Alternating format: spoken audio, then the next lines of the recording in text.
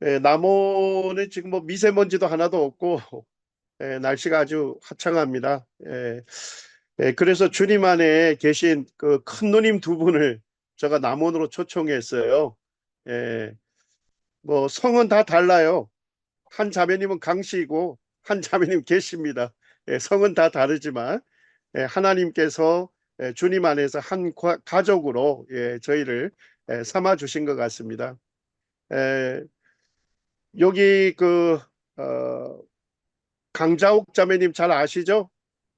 제주도가 복음의 불모지였을 때 김우중 형제님과 또 아내 되신 강자옥 자매님 복음을 들고 제주도에 가셔서 주님의 교회를 개척하는데 헌신하셨어요. 제가 그 최근에 한 2년 정도 제주도에 있는 한 지역 교회를 돕고 섬겼거든요. 그때 강자매님이 저를 그 막내 동생처럼 이렇게 돌봐주시고 여러 가지로 교제해 주셨어요. 그리고 우리 계자매님은 잘 아시죠? 우리 정병은 형제님과 또 아내 되시는 계자매님이 저희 남원 서문교회 오셔서 또 주님 말씀 교제해 주시고 가르쳐 주셔서 저나 또 우리 남원 서문교회 성도님들에게 큰 유익이 됐어요. 그래서 두 분 누님을 이렇게 초청해서 하나님 지으신 아름다운 세계를 저희가 만끽하면서 서로의 삶을 간증하고 우리 주님을 이렇게 찬양하는 그런 행복한 교제 시간을 누렸습니다. 요 사진은 어제 지리산 그 뱀사고를 갔어요. 그래서 지리산 그 뱀사고 꾸불꾸불한 그 계곡을 따라 탐방로가 이렇게 만들어져 있습니다. 그리고 탐방로에는 아주 곱게 자란 나무들이 숲을 이루고 있거든요. 참, 이 초록빛이 정말 아름다웠습니다. 아주 그냥 초록빛으로 가득했는데, 저희들이 그런 아름다운 세계에서 이렇게 주님을 삶 속에서 경험하면서 이렇게 누렸던 그런 간증을 이렇게 서로 하면서 서로에게 굉장히 위로가 되고 또 이렇게 격려가 이렇게 됐습니다.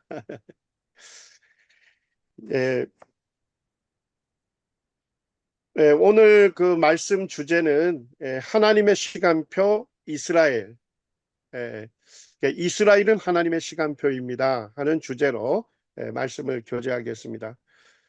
하나님께서 이스라엘을 어디에 위치케 했습니까? 에스겔 38장 12절에 보면 세상 중앙에 거주하는 백성이다 이렇게 말씀하고 있습니다. 그러니까 하나님께서 이스라엘을 세상 중앙에 거주하게 했다는 것입니다. 세상의 센터에 이렇게 두신 것이죠. 자, 우리 저 자매님들 지중해가 왜 이렇게 이름이 붙여진지 아시죠? 지구의 중심에 있는 바다다. 이래서 지중해라 붙였지 않습니까? 에, 우리가 이스라엘을 찾기가 쉬운데요. 이스라엘을 찾으려면 먼저 지중해를 그리셔야 돼요. 지중해를 그리시고 동쪽 코너를 보게 되면 이스라엘이 위치합니다. 그래서 이스라엘은 유럽 대륙과 아시아 대륙, 아프리카 대륙이 만나는 그 교차점에 위치하는 겁니다. 실제 지도상에 보게 되면 이스라엘이 세계 대륙의 중심에 그 중앙에 위치하는 것을 볼 수가 있습니다. 하나님께서는 이스라엘을 세상 중앙에 위치케 하시고 이 이스라엘을 통해서 하나님 자신이 살아계신 분이심을 나타내 보이기를 원하셨습니다. 또한 하나님은 이 세상 역사를 주관하시고 경영하시는 분이시잖아요. 그래서 이스라엘을 통해서 하나님의 시간표를 알려주셨어요. 그래서 이스라엘을 우리가 잘 살펴보게 되면 하나님의 시간표에 어디쯤을 우리가 살아가고 있는지를 알 수가 있고요.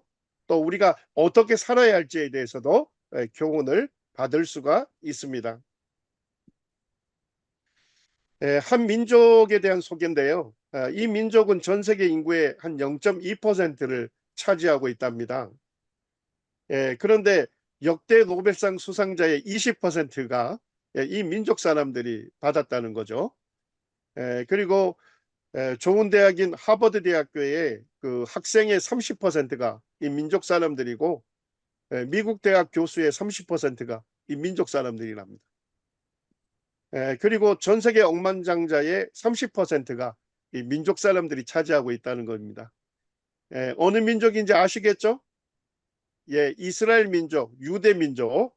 그들을 우리가 유대인이라고 하죠. 예. 자, 유대 민족이 세운 나라가 지금 현재 존속하고 있습니까?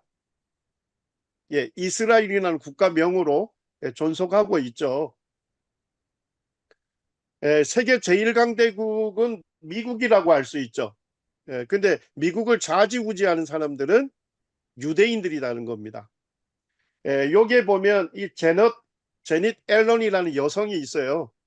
지금 현재 바이든 정부의 재무부 장관을 지금 지내고 있습니다. 현재. 그리고 이제 금융계의 큰손인 조지 소로스도 유대인입니다. 그리고 미국의 정치 관료를 보게 되면 헨리 캐신저로부터 시작해가지고 지금 현재 이 토니 블링건도 현재 국무부 장관인데 이분도 유대인입니다. 그리고 이제 뭐 우리 검색 많이 하는 구글 공동 창업자인 브린도 유대인입니다. 그리고 우리 페이스북 많이 하죠. 페이스북의 창업자인 마크 저커버그도 유대인입니다. 그리고 이제 우리가 사용하는 뭐 휴대폰, 컴퓨터 이런 것들을 개발한 사람들, 빌 게이츠나 스티브 잡스도 유대인입니다. 뭐 이쪽 분야뿐만 아니라 패션계도 뭐 영화계도 유대인들이 굉장히 주름을 잡고 있죠. 그리고 미국의 이제 국회의원의 한 10% 정도가 유대인이라고 할 수 있습니다. 뭐 짧게 이렇게 살펴봤습니다만 유대인들은 한 사람 한 사람이 매우 탁월한 사람들이 그죠. 그리고 세계에 엄청난 영향력을 미치는 사람들이다 하는 것을 알 수가 있습니다. 그런데 아이러니컬하게도 그 유대 민족이 세운 나라 이스라엘은 AD 70년에 로마 제국의 타이터스 장군에 의해서 멸망하지 않습니까? 그리고 이 이스라엘이라고 하는 나라가 실제 세계사에서 사라졌죠. 그리고 이제 나라가 멸망하고 1900년 역사 속에서 유대인들은 끊임없는 순환과 고통을 받았습니다. 여기 보면 로마 제국의 타이터스 장군이 그때 예루살렘을 함락할 때 유대인의 111만 명이 학살을 당했다라고 이 유대인 역사가인 요세푸스가 고대사에 기록을 하고 있어요. 그때 한 10만 명 정도의 유대인들이 로마의 포로로 끌려갔고 로마의 그 노예 시장에서 전 세계에 팔렸다 이렇게 기록하고 있습니다. 그리고 다시 또 흩어졌던 유대인들이 AD 135년에 다시 예루살렘에 모여들었어요. 그때 로마 제국의 하드리안 황제 하드리아누스가 그때 다시 예루살렘을 점령하면서 58만 명의 유대인들을 학살을 했습니다. 그리고 나머지 유대인들을 노예로 전 세계로 완전히 흩어버린 거죠. 그 이후로 동로마 제국의 지배를 받고 이슬람 페르시아 제국의 지배를 받고 십자군 지배를 받고 이집트 맘루크의 왕조의 지배를 받고 오스만 터키 제국의 지배를 받았습니다. 그리고 2차 세계대전 이후에 영국의 식민 지배를 받았습니다. 그런데 나라가 세계사에서 없어진 지 1900년이 지났음에도 불구하고 1948년에 이스라엘이라고 하는 국가 이름으로 독립을 한 것이죠. 세계 역사 이래 이러한 기적은 없었죠. 그런데 실제 이스라엘에게서 이것이 이루어진 것입니다. 그런데 이제 놀랍게도 구약 성경에 이스라엘에게 현재 이루어질 그 모든 일들이 이미 아주 오래전에 성경에 예언되어 있었다는 것입니다. 오늘 이제 에스겔서 37장 1절에서 14절에 나와 있는 마른 뼈들이 되살아나는 환상으로 주어진 하나님의 예언을 살펴보겠습니다. 이 예언이 주어진 것을 연대를 특정할 수 있습니다. BC 586년에 하나님께서 에스겔 선지자를 통해서 주어진 예언입니다. 자, BC 586년이면 세계사에서 아주 엄청 중대한 사건이 있었는데 무슨 사건이 있었죠? 예, 하나님께서 강대국이었던 바벨론 제국의 느부갓네살 왕으로 하여금 유다 왕국을 침략하고 완전히 멸망시킨 그 해입니다. 하나님께서 능력이 없으셔서 이스라엘 자기 백성을 보호하지 못했을까요? 그것은 아니겠죠. 에스겔서 배경을 읽어보게 되면 이스라엘 백성들은 하나님을 반역하고 하나님의 말씀을 지속적으로 불순종했어요. 그래서 하나님께서는 이스라엘 백성 중에서 선지자들을 일으켜 세우셨고 그들을 통해서 그들의 죄에 대해서 하나님께서 책망하시고 그들에게 징계와 심판으로 경고하셨어요. 경고하고 경고하고 경고했음에도 불구하고 이스라엘이 지속적으로 하나님의 말씀을 불순종했습니다. 그래서 하나님께서 공의로우신 하나님께서 자기 백성이지만 그들을 징계하시고 심판하신 거예요. 그런데 지금 우리가 이제 본문으로 살펴보게 될 에스겔 37장은 하나님께서 이스라엘 백성을 징계하고 심판하실 때 주어진 예언이라는 겁니다. 하나님께서 자기 백성을 징계하고 심판하시면서도 이스라엘을 회복시키겠다고 하나님께서 약속해 주시는 그 예언입니다. 우리 에스겔서 37장 1절에서 6절까지만 제가 봉독해 드리겠습니다. 여호와께서 권능으로 내게 임재하시고 그의 영으로 나를 데리고 가서 골짜기 가운데 두셨는데 거기 뼈가 가득하더라. 나를 그 뼈 사방으로 지나가게 하시기로 본즉 그 골짜기 주변에 뼈가 심이 많고 아주 말랐더라. 그가 내게 이르시되 인자야 이 뼈들이 능히 살 수 있겠느냐 하시기로 내가 대답하되 주 여호와여 주께서 아시나이다. 또 내게 이르시되 너는 이 모든 뼈에게 대언하여 이르기를 너희 마른 뼈들아 여호와의 말씀을 들을지어다.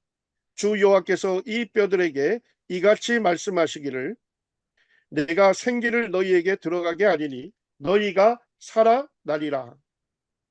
너희 위에 힘줄을 두고 살을 입히고 가죽으로 덮고 너희 속에 생기를 넣으리니 너희가 살아나리라. 또 내가 여호와인 줄을 너희가 알리라 하셨다 하라. 에스겔서 이 37장은 1절에서 10절까지는 예언의 내용을 다루고 있습니다. 그리고 11절에서 14절까지는 하나님께서 직접 이 예언을 해석해 주고 있습니다. 자, 우리 한번 예언을 살펴보시죠. 하나님께서 에스겔 선지자를 데리고 골짜기로 가셨어요. 자, 근데 그 골짜기에 뭐가 가득했습니까? 거기 뼈가 가득하더라 이렇게 되어 있습니다. 그리고 2절에 보니까 그 뼈가 수적으로 심이 많고 뼈의 상태는 어땠습니까? 아주 말랐더라. 하나님께서 에스겔 선지자에게 이 골짜기를 보여주신 거예요. 그 골짜기에 심이 많은 뼈들이 있었습니다. 그러니까 수많은 죽음이 있을 것을 말씀하고 있죠. 그리고 이 뼈들이 아주 말랐다는 겁니다. 되살아날 가능성이 전혀 없다 하는 것을 말씀해 주셨어요. 그런데 3절에 보니까 하나님께서 이렇게 에스겔 선지자에게 질문하시죠. 이 뼈들이 능히 살 수 있겠느냐? 자, 인간적인 관점으로 보면 어떻습니까? 죽은 지 너무 오래됐지 않습니까? 되살아날 가능성이 없었어요. 그런데도 4절에 보면 에스겔 선지자가 이렇게 답하죠. 3절입니다. 내가 대답하되 주 여호와여 주께서 아시나이다. 인간적으로 볼 때는 되살아날 가능성이 전혀 없습니다만 그렇지만 주님이시라면 하실 수 있습니다 하는 믿음으로 고백한 것 같습니다. 예, 그때 4절에 하나님께서 이렇게 말씀하시죠. 또 내게 이르시되 너는 이 모든 뼈들에게 대언하여 이르기를 너희 마른 뼈들아 여호와의 말씀을 들을지어다. 예, 하나님의 명령을 따라서 에스겔 선지자가 대언을 했습니다. 자, 처음 대언할 때 어떤 일이 일어나죠? 대언할 때 소리가 나고 움직이며 이 뼈 저 뼈가 들어맞아 뼈들이 서로 연결되더라. 내가 또 보니 그 뼈에 힘줄이 생기고 살이 오르며 그 위에 가죽이 덮이나 그 속에 생기는 없더라. 예, 에스겔 선지자가 하나님의 명령대로 대언을 했죠. 예, 그때 뼈들이 움직이기 시작하면서 덜그덕 덜그덕 소리를 냈습니다. 그리고 자기 뼈들끼리 조립이 됐죠. 그리고 그 뼈에 힘줄이 생겼습니다. 살이 차올랐습니다. 그리고 가죽이 덮였습니다. 자, 가죽이 뭐예요? 피부 가죽. 예, 가죽, 피부가 덮이면서 사람의 형체를 갖추게 됐습니다. 자, 그렇지만 그 속에 뭐가 없었습니까? 생기가 없었습니다. 생명의 기운은 없었습니다. 자, 10절에 보시니까 이에 내가 그 명령대로 대언하였더니, 자, 하나님의 명령대로 몇 번째 대언하시는 거예요? 이제 두 번째 대언을 한 것입니다. 자, 두 번째 대언할 때 무슨 일이 납니까? 생기가 그들에게 들어가매 그들이 곧 살아나서 일어나 서는데 극히 큰 군대더라. 이렇게 되어 있습니다. 예, 처음 대언했을 때는 형체만 갖췄습니다. 자, 두 번째 대언했을 때는요, 생기가 그 속에 들어가서 그들이 곧 살아나 일어서는데 큰 군대가 됐습니다. 큰 무리가 됐습니다. 자, 자매님들, 골짜기에 있는 심이 많고 아주 마른 뼈들은 무엇을 말할까요? 예, 사실 우리가 뭐 눈알을 굴리면서 생각할 필요가 없습니다. 왜 그렇습니까? 하나님께서 이 예언을 해석해 주고 계십니다. 또 내게 이르시되 인자야 이 뼈들은 이스라엘 온 족속이다. 예, 하나님께서 해석해 주시기 때문에 우리가 다른 해석을 할 수가 없는 겁니다. 예, 골짜기를 메우고 있는 심이 많은 뼈, 아주 마른 뼈들은 이스라엘 온 족속을 말하고 있는 것입니다. 자, 그러니까 이스라엘에 어떤 일이 일어날 것입니까? 골짜기를 심히 많이 메우고 있는 뼈들처럼 이스라엘에 수많은 죽음이 있을 거고, 아주 바짝 마른 뼈처럼 이스라엘이 죽은 지 너무 오래돼서 소생할 가능성이 전혀 없을 것이다. 이렇게 말씀하시는 겁니다. 자, 그 이후에 주님 뭐라 하십니까? 그들이 이렇게 얘기합니다. 자, 그들은 누굽니까? 예, 마른 뼈들, 이스라엘 온 족속이 이르기를, 말하기를, 우리의 뼈들이 말랐고 우리의 소망이 없어졌으니 우리는 다 멸절되었다 하느니라. 자, 하나님께서 무엇을 예언하시는 겁니까? 이스라엘 사람들이, 유대인들이 자기 입으로, 예, 우리는 다시금 소생될 가능성이 없다. 우리는 다 멸절되었다. 우리는 다 끝장났다. 이렇게 자기들의 입으로 말할 것이라는 겁니다. 자, 이런 마른 뼈들에게 하나님께서 명령하셔서 에스겔 선지자가 처음 대언을 했죠. 자, 그때 어떤 일이 일어났죠? 예, 사람의 형체를 갖추게 됐습니다.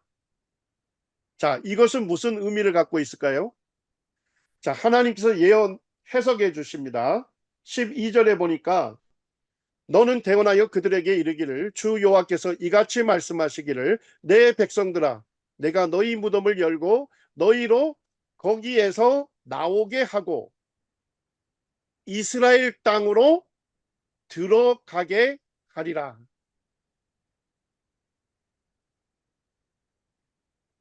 자, 마른 뼈들에게 하나님의 명령을 대언했을 때 사람의 형체를 갖췄지 않습니까? 자, 그것은 뭐라는 거예요? 죽은 것과 같은 이스라엘이 전 세계에서 그들에게서 나와서 어디로 들어갈 것이라고요? 이스라엘 땅으로, 고국 땅으로 들어가게 할 것이다.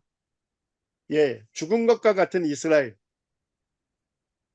되살아날 소망이 전혀 없는 이스라엘이 그들이 있는 그곳에서 나와서 예, 이스라엘 땅으로 들어갈 것이다.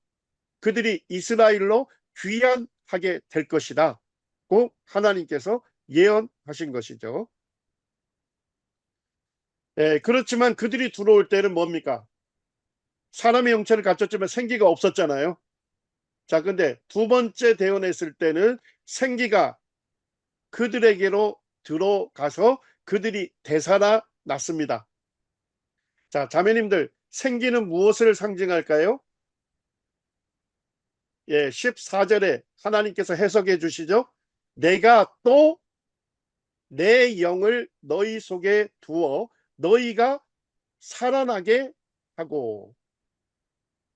예, 이 생기는 하나님의 영입니다. 성령. 이스라엘 고국 땅으로 들어갈 때는 그들에게 아직 생기가 없었어요. 예, 불신 이스라엘이었습니다. 자, 그런데 두 번째 대언했을 때는요, 하나님의 영이 그들에게 임했습니다.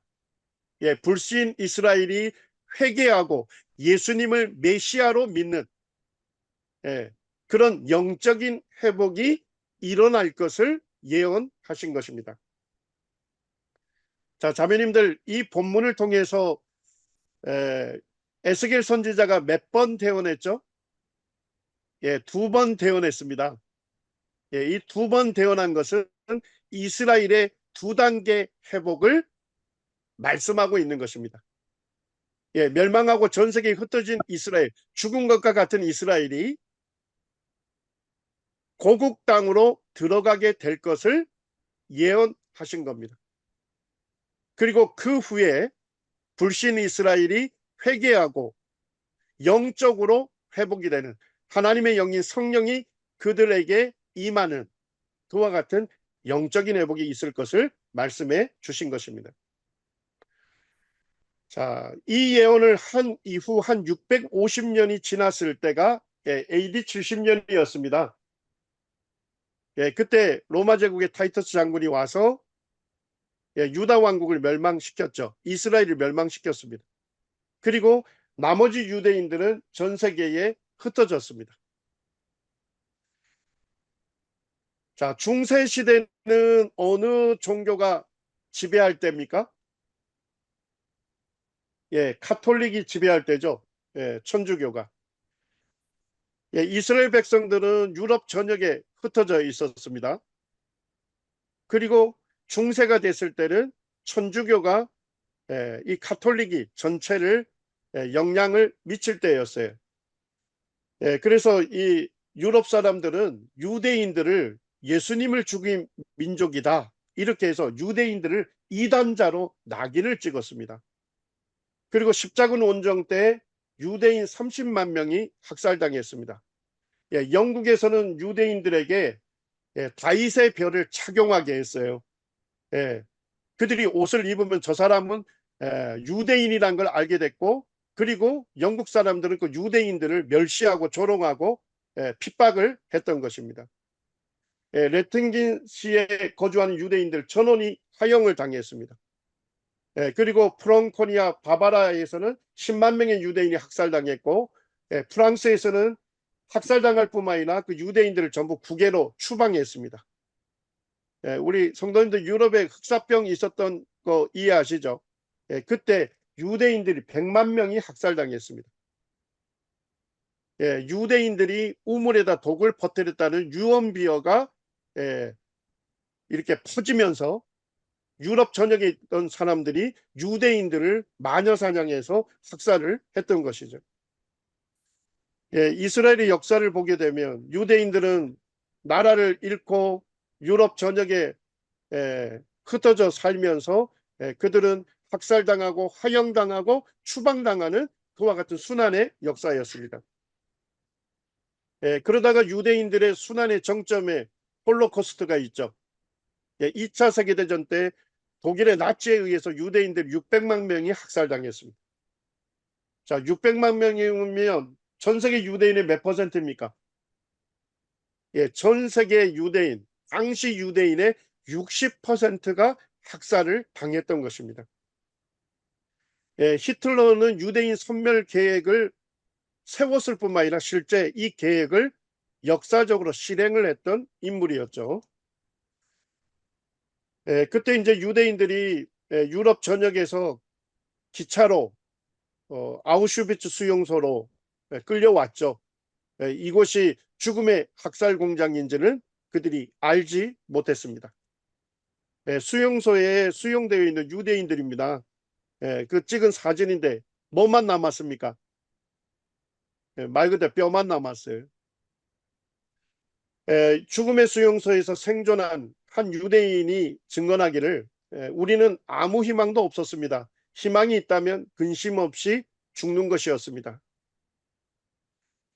에스겔 37장 11절에 하나님께서 예언하시기를 이 뼈들은 이스라엘 온 족속이라 그들이 이르기를 이스라엘이 이르기를 이스라엘이 자기들의 입으로 말하기를 우리의 뼈들이 말랐고 우리의 소망이 없어졌으니 우리는 다 멸절되었다 할 것이라고 했는데 실제 이 예언 그대로 이 유대인들 자기들의 입으로 우리는 되살아날 소망이 없다. 우리는 희망이 없다고 그들의 입으로 얘기를 하게 된 것입니다. 이 수용소에서 이 독일의 병사들이 유대인들을 목욕시켜 주겠다고 완전히 발가벗긴 후에 목욕탕으로 밀어넣었지 않습니까? 그때 수도꼭지에서 수돗물이 쏟아진 것이 아니라 뭐가 쏟아졌습니까? 독가스가 쏟아지면서 7분 이내에 죽음에 이르게 됐고 그리고 이 죽은 유대인들을 컨테이너에다가 실어서 즉각적으로 화장을 시키는 대로 이동을 했습니다. 그리고 매일매일 죽음의 행진이 계속되어서 600만 명이 학살당한 것입니다. 에스겔 37장 2절에 예언되어 있기를 그 골짜기에 뼈가 심이 많고 아주 말랐더라 하는 이 예언의 말씀이 실제 역사 속에서 그대로 이루어진 것이죠. 이것은 이제 연합군들이 수용소에 왔을 때 찍은 사진이에요. 유대인들을 얼마나 많이 죽였는지 화장도 다 시키지 못하고 수용소에 있는 운동장에 유대인들의 시신이 그대로 널브러져서 지금 부패되어 가고 있는 것을 그대로 찍은 사진입니다. 2차 세계대전이 끝나고 이 이스라엘 땅 팔레스타인 지역을 영국이 식민 통치를 했습니다. 그런데 영국이 이 팔레스타인 땅을 통치하면서 너무나도 골치가 아팠습니다. 왜냐니까 이 땅에 2000년 전에는 누가 살았습니까? 이스라엘 사람들이 살았죠. 이스라엘 사람들이 이 땅의 주인이었어요. 근데 AD 70년에 로마 제국에 의해서 멸망당하고 살아있던 유대인들은 유럽 전역에 흩어졌지 않습니까? 자, 그러면 이 땅의 주인이 사라졌잖아요. 집도 있고 논밭도 있고 가수원도 있는데 주인이 사라졌습니다. 자, 그러니까 어떻게 해요? 주변에 있는 아랍 사람들이 들어와서 살았던 거예요. 몇 년 동안요? 거의 2000년 동안 자기들이 주인 행사하면서 살은 거예요. 흩어져 있던 유대인들이 자기들이 있는 나라에서 성실한 시민으로 일하고 그 나라에 충성했지만 1차 세계대전, 2차 세계대전을 거치면서 어떠한 유럽 나라도 유대인들을 보호해 주지 않았습니다. 그래서 유대인들은 자기들의 고국 땅으로 들어가는 길만이 유대 민족이 살아날 수 있는 길이다 생각하면서 유럽에 있었던 유대인들이 뭐예요? 19세기, 20세기가 되면서 자기들의 땅이라고 들어오게 된 겁니다. 자, 그러니까 팔레스타인 지역 안에 몇 개의 민족이 있는 겁니까? 2개 민족이 있는 거예요. 이스라엘 사람들은 2000년 전에 우리가 주인이었다 하고 자기들의 권리를 행사하고 있고 주인이 사라진 땅에 2000년 동안 살아왔던 팔레스타인 아랍 사람들은 자기가 주인이라고 하고. 자, 그러면 이 땅에서 두 민족 간에 뭐가 일어났겠습니까? 계속 싸우고 테러가 일어난 거예요. 그래서 영국에서 너무 골치 아파서 1947년 말에 이 팔레스타인 문제를 유엔에다가 상정을 했습니다. 그리고 유엔은 어떻게 결정했냐면요. 한 영토 안에 민족별로 두 국가를 수립하도록 했습니다.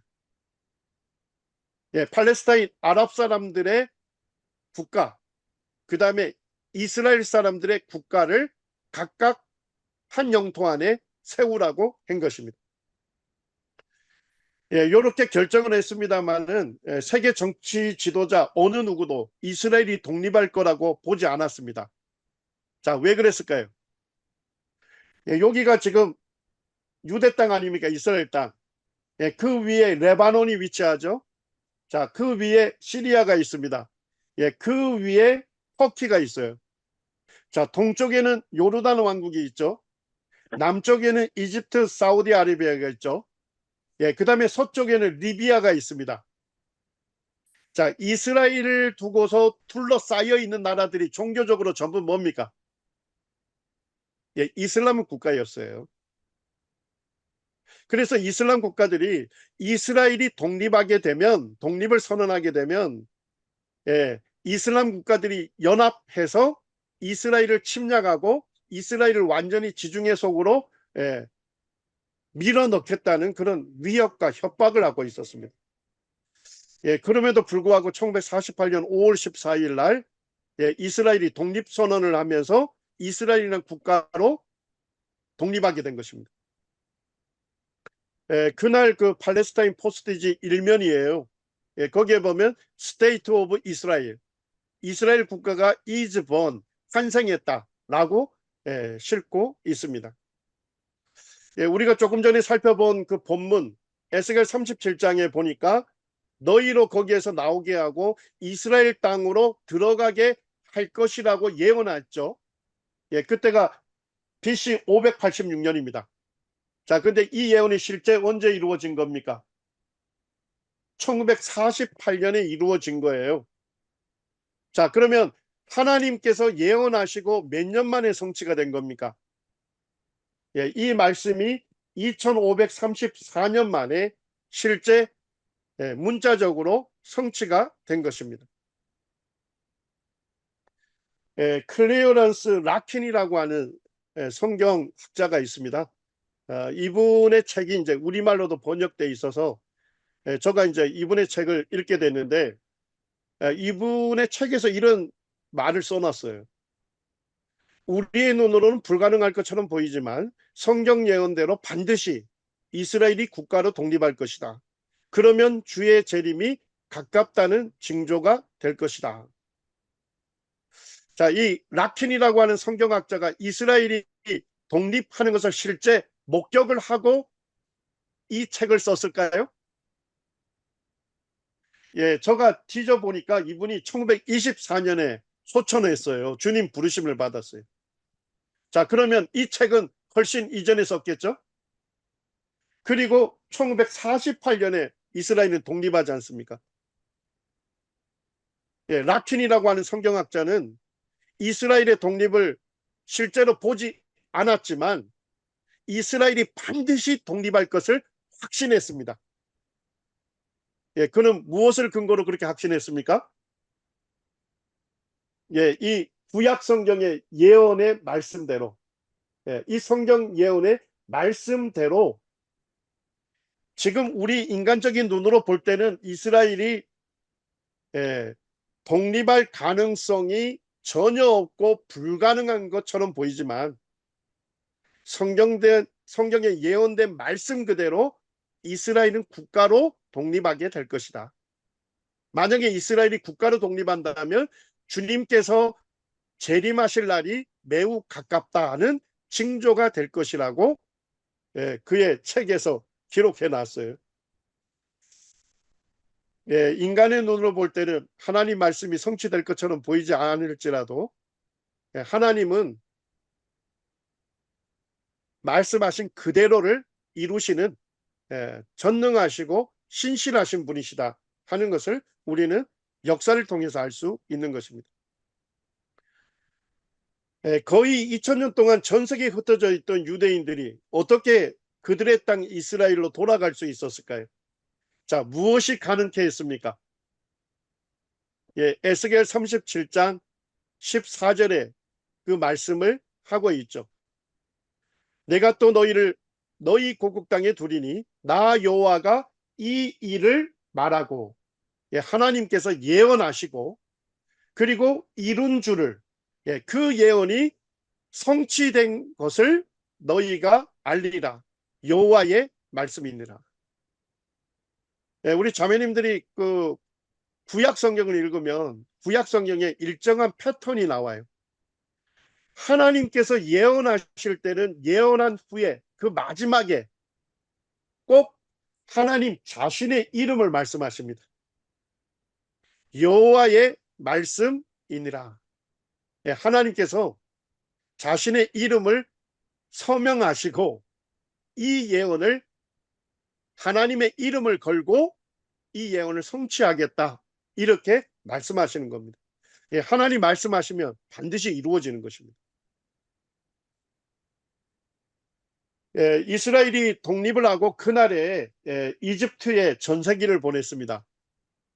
그리고 지금 이집트에 있는 유대인들, 아프리카에 흩어졌던 유대인들이 지금 비행기를 타고 이스라엘로 돌아오고 있는 사진이에요. 자, 나라를 잃은 지 2000년이 지났죠. 자, 그러다 보니까 뭐도 바뀌었습니까? 피부 색깔도 바뀌었어요. 그런데도 불구하고 뭐예요? 안식일이 되면 그들은 유대인 회당에 모여서 성경을 읽고, 그리고 하나님께서 이 성경에 약속하신 그대로 유대인들을 자기의 고국 땅으로 들어가게 할 것을 그들은 믿었던 것입니다. 이게 지금 오늘날 지금 사진이에요. 북미, 북미면 뭐 미국, 캐나다, 아주 부유하고 그 안락한 나라들 아닙니까? 거기에서 사는 유대인들이 뭐예요? 지금 이스라엘 땅으로 돌아오고 있는 것입니다. 자, 이스라엘이 완전한 평화가 정착됐기 때문에 지금 유대인들이 돌아올까요? 그렇지 않죠. 지금도 이스라엘은 뭐 하고 있습니까?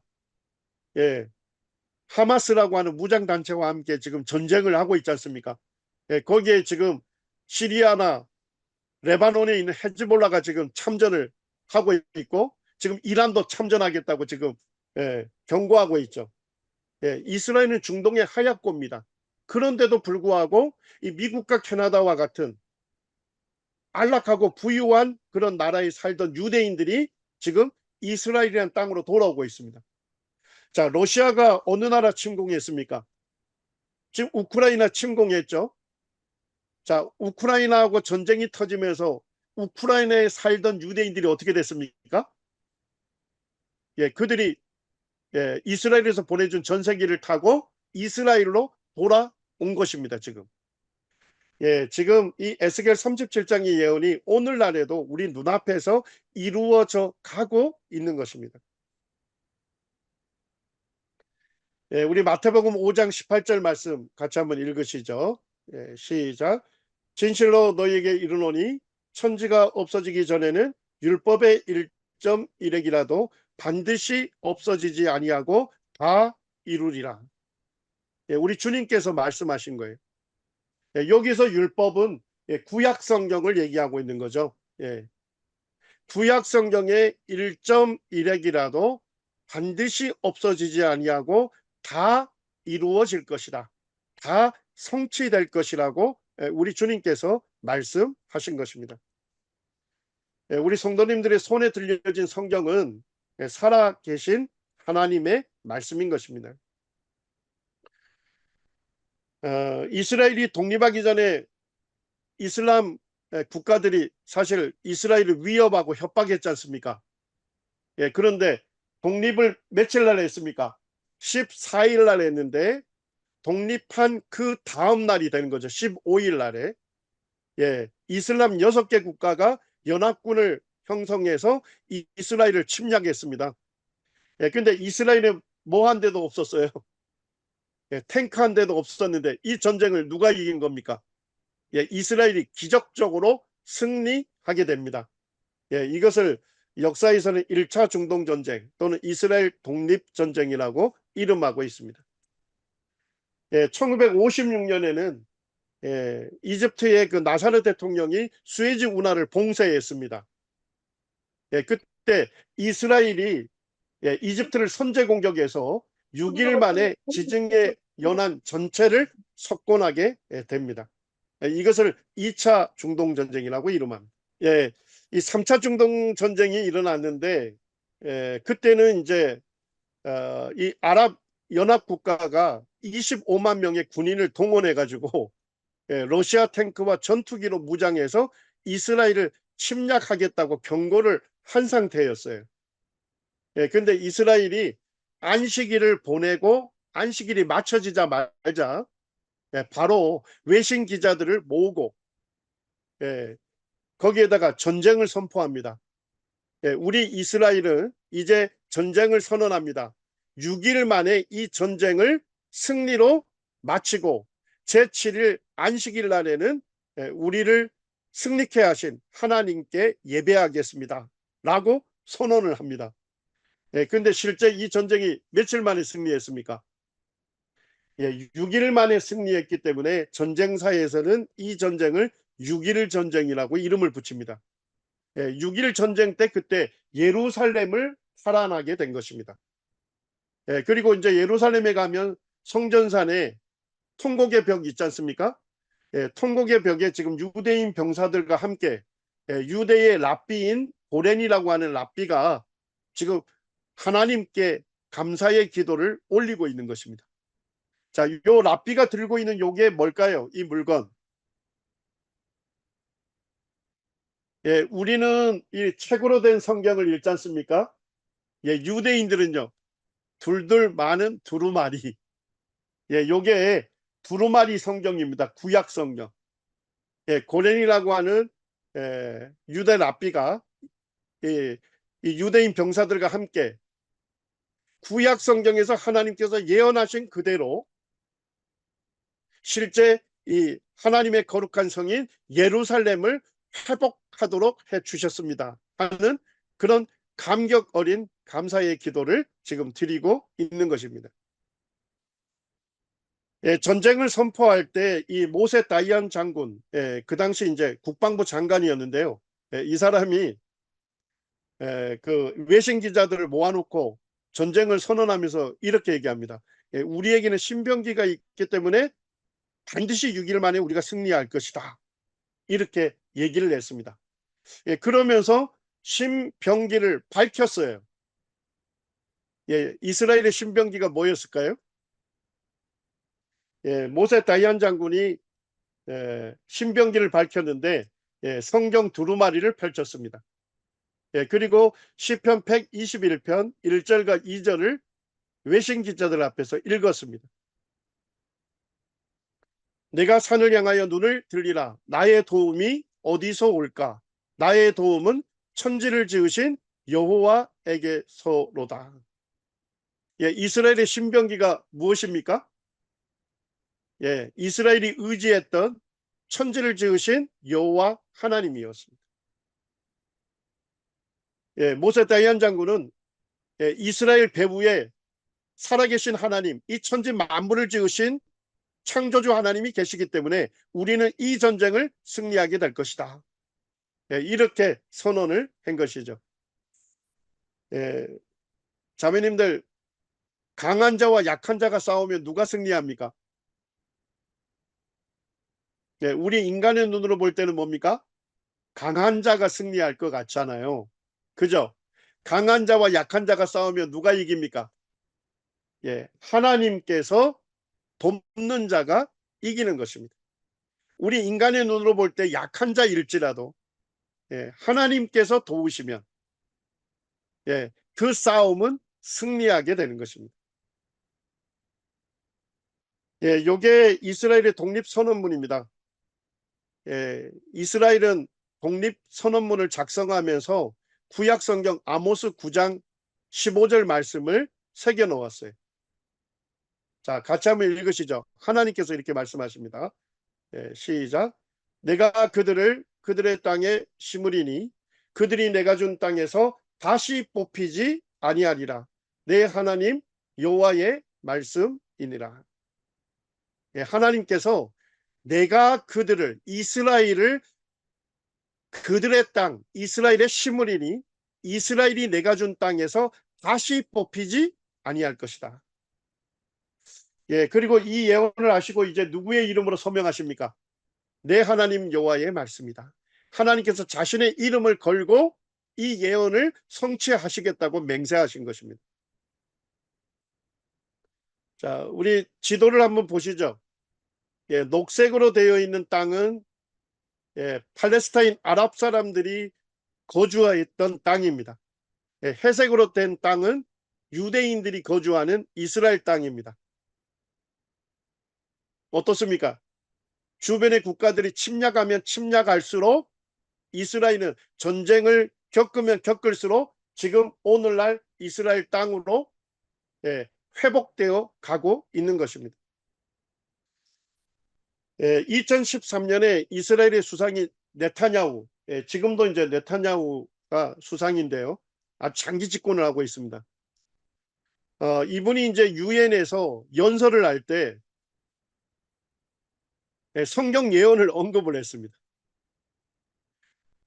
거기에는 지금 유엔에는 세계 정치 지도자들이 다 모여 있는 거 아닙니까?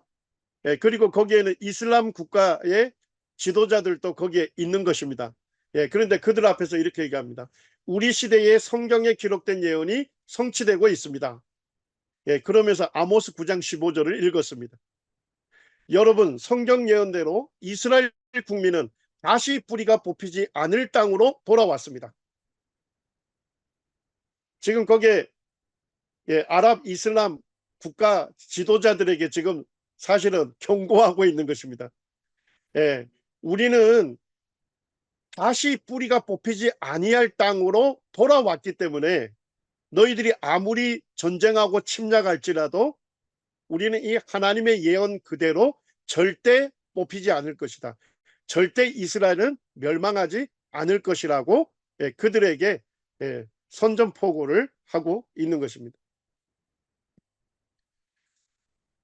오늘 이제 에스겔 37장에 나와 있는 지금 예언을 살펴봤습니다. 두 단계의 두 번의 예언은 이스라엘의 두 단계의 회복을 말씀했습니다. 첫 번 대언했을 때는 그 예언은 고국 땅으로 이스라엘 사람들이 들어갈 것이 예언했고, 두 번째 대언했을 때는 생기가 그들에게 임했죠. 하나님의 영이 임하면서 영적으로 회복될 것을 예언한 것입니다. 자, 1차 대언한 것이 성취가 됐습니까?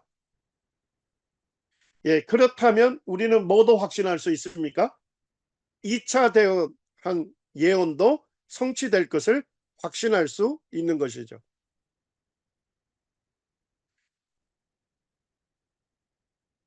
지금 이스라엘에는 유대인들 중에서 예수님을 메시아로 믿는 분들이 조금씩 늘어나고 있어요. 그분들은 이제 메시아닉 주라고 하죠. 지금 이스라엘에만도 한 3만 명이 있고 미국과 캐나다에 한 25만 명의 유대인들이 예수님을 메시아로 믿고 있어요. 자, 그리고 이제 요 사람들의 로고를 한번 보세요. 메시아닉 주의 로고인데 요건 뭔지 아시죠? 성전에 있는 성소에 있는 메노라 등대입니다. 등대. 자, 요거는 유대인들을 상징하는 다윗의 별입니다. 자, 요까지는 이해가 되는데 요 밑에 보면 물고기 문양을 사용하고 있어요. 자, 왜 물고기 문양을 사용하고 있을까요? 물고기를 헬라어로 익투스라고 하죠. 익투스. 익투스의 그 한 알파벳을 보면 그들이 믿는 믿음을 잘 표현합니다. I는 뭡니까? 이수스, 예수. 그 다음에 X는 그리스도. 데오스, 하나님. 이오스, 아들. 소트라, 구세주입니다. 그래서 예수 그리스도는 하나님의 아들이시며 나의 구세주이십니다 하는 이 믿음의 고백을 잘 그 단어로 표현한 것입니다. 자, 이 물고기 문양을 사용하고 있습니다. 자, 근데 이 물고기 문양을 누가 사용했을까요? 초대교회 성도님들이 자신들의 믿음을 드러내기 위해서 물고기 문양을 썼습니다.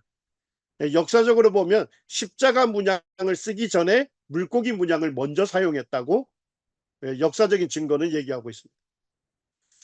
그러니까 초대교회 성도님들이 그 당시에 핍박의 시기였지 않습니까? 어떤 사람을 만나면 이 사람이 정말 예수님을 믿는 성도 같아. 그러면 그 사람 앞에 뭘 그렸을까요? 물고기 문양을 그렸답니다. 그런데 그것을 보는 사람이 무슨 의미인지를 모르면 이 사람은 예수님을 믿지 않는 불신자구나 이렇게 여겼고, 그 물고기 문양을 그렸더니까 자기도 보고 똑같이 물고기 문양을 그리면 한 번도 본 적이 없지만 이분이 바로 예수님을 믿는 성도다 하는 것을 그들이 알고서 그들이 감격에 포옹을 하고 또 자기 집으로 데리고 가서 음식을 제공하고 그 다음에 잠도 재우면서 자기들이 만난 그 예수 그리스도를 함께 교제했다 하는 그와 같은 일화들이 소개가 되고 있습니다. 그러니까 초대교회 성도들이 썼던 그 믿음의 고백에 사용했던 그 로고를 지금 누가 쓰고 있습니까? 메시아닉 주들이 사용하고 있습니다. 로마서 11장 25절 26절에서도 사도 바울이 분명하게 말씀하고 있죠. 형제들아 너희가 스스로 죄 있다면서 이 신비를 너희가 모르기를 내가 원치 아니하노니, 이 신비는 이방인의 충만한 수가 들어오기까지 이스라엘이 더러는 우둔하게 된 것이라. 그리하여 온 이스라엘이 구원을 받으리라. 사도 바울이 로마에 있는 성도들이 알기를 원했던 그 비밀이 무엇이었습니까? 이방인의 충만한 수가 들어오기까지, 이방인의 충만한 수가 예수 그리스도를 믿고 들어오기까지 이스라엘이 더러는 우둔하게 된다. 이스라엘이 어리석어질 것이라는 겁니다. 자, 그런데 26절로 가면 뭐라 합니까? 그리하여 이렇게 되어 있습니다. 헬라어로 후토스라고 하는데 FF 브루스 형제님도 정확하게 번역하면 그 후에 이렇게 번역할 수 있다는 것입니다. 이스라엘의 충만한 수가 들어온 후에 온 이스라엘이 구원을 받으리라. 자, 하나님께서 계획하신 그와 같은 비밀을 아시겠죠? 이방인의 충만한 수가 예수 그리스도를 믿은 후에 온 이스라엘이, 이스라엘의 대대적인 구원이 일어날 것이다 라고 예언되어 있는 것입니다. 그래서 오늘날 이제 이스라엘의 영적 회복의 전조 증상이 보이는 겁니다. 예수님을 믿는 유대인들의 수가 조금씩 늘어나고 있어요. 자, 제가 이제 그 이스라엘에 갔는데 이스라엘 남쪽 강야에 가면 팀나라고 하는 도시가 있습니다. 그 도시에 지금 유대인들이 성경에 나와 있는 그 성막의 비율 그대로 지금 성막을 만들어 놨어요. 그리고 이제 메시아닉 주들이 거기에 머물러 있습니다. 그 유대인이든 이방인이든 관광하던 사람들이 이곳에 오면 이분들이 이제 가이드 역할을 해주는 거예요. 근데 이제 제가 갔을 때 되게 놀라웠어요. 이 유대인이 뭐라고 하냐면 하나님께로 가는 유일한 한 문이 있습니다. 이 넓고 큰 하나의 문은 예수 그리스도를 말씀합니다. 하나님께 갈 수 있는 유일한 방법은 이 예수 그리스도를 믿음으로만 하나님께로 갈 수 있습니다. 그리고 이제 저희를 번제단 앞으로 데리고 가더라고요. 이스라엘 백성들은 자기 죄를 사함받기 위해서 자기의 죄를 대속하는 어린 양이 피 흘려 희생되어야 했습니다. 근데 피를 흘리고 대속하는 이 하나님의 어린 양이 바로 예수 그리스도이십니다. 예수님이 십자가에 피 흘리심으로 영원한 속죄를 이루어 주셨습니다. 제가 보면서 메시아닉 주들은 예수님을 믿고 거듭난 그리스도인이라는 것을 제가 알게 되었습니다. 지금 이스라엘에 예수님을 믿는 유대인들이 조금씩 늘어나고 있는데, 자, 성경에서 말씀하시는 대로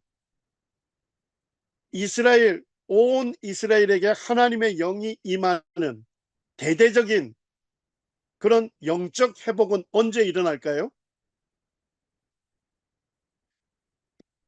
그것은 우리 성도님들이 스가랴 12장에서 14장까지 읽어보시게 되면 인류 최후의 전쟁이 예언되어 있습니다. 천하 만국이 한 팀이 되고 그들이 이스라엘을 침략하는 전쟁이 예언되어 있습니다. 요한계시록에서는 그 전쟁의 이름을 붙였죠. 아마겟돈 전쟁이 예언되어 있습니다. 천하 만국이 이스라엘을 침략했으니까 이 전쟁의 승패는 불을 보듯이 뻔하잖아요. 근데 놀랍게 예언되어 있는 건 뭐냐면 이스라엘 편에 서신 분에 의해서 이스라엘이 승리케 되는 것입니다. 근데 자기들을 승리케 하시는 분을 바라봤는데 뭐라고 예언되어 있습니까? 그들이 그 찌른 바 그를 바라보고 그를 위하여 애통할 것이다. 세번역 성경에는 아주 쉽게 번역해 놨는데 그들이 찔러 죽인 그를 바라볼 것이다, 이렇게 되어 있습니다. 유대인들이 알지 못하고 찔러 죽인 그리스도가 십자가형을 당할 것을 예언해 놓으셨죠. 이것이 예수님의 초림을 통해서 성취가 됐습니다. 자, 그런데 그들이 찔러 죽인 그를 바라보게 될 것입니다. 그리고 그들이 애통하면서 자기 죄를 회개하고 예수님을 그리스도로 받아들일 것입니다. 자, 이것은 언제 일어날까요? 주의 재림 때에 일어날 것입니다. 놀랍게도 스가랴 12장 10절 이 한 구절에는 예수님의 초림과 재림이 함께 예언되어 있습니다. 그리고 스가랴 13장에 가게 되면 이스라엘이 예수님을 그리스도로 믿고 제사함을 받는 것이 예언되어 있습니다. 그리고 14장에 가게 되면 예수 그리스도께서 감람산의 지상에 임하실 것을 예언해 놓고 있는 것입니다. 어쨌든 하나님께서 선지자 에스겔을 통해서 1차 대언했던 것은 역사적으로 이미 성취가 됐습니다. 그리고 2차 대언하신 것은 이제 곧 성취가 될 것입니다. 마지막 말씀입니다. 마태복음 24장 32절 33절에도 예수님께서 말씀하셨죠. 무화과 나무의 비유를 배우라. 그 가지가 연하여지고 잎사귀를 내면 여름이 가까운 줄을 안다, 이렇게 얘기했습니다. 무화과 나무는 이스라엘을 상징하고 있는 것입니다. 겨울이 되면 어떻습니까? 무화과 나무 잎사귀 다 떨어져요. 그리고 갈색으로 된 가지만 있죠. 우리가 볼 때는 죽은 것과 같은, 그걸 잘라서 그냥 뗄감으로 써도 될 만한 그런 것이 보이다가 여름이 되면 어떻게 됩니까? 거기에 연화해지고 잎사귀를 내게 됩니다.